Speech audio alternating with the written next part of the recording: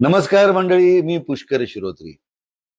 पाण्याचं आणि चांगल्या मातीचं महत्व आपल्या महाराष्ट्राला वेगळं समजावून सांगण्याची गरज नाही, कारण निसर्गानं आपल्याला भरपूर दिलंय. आता वेळ आली आहे निसर्गाला परत देण्याची.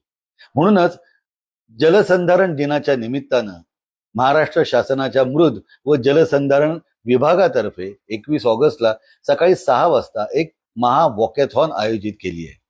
मी या महा वॉकॅथॉनमध्ये चालणार आहे पाण्यासाठी आणि आपल्या पुढच्या पिढीच्या भवितव्यासाठी.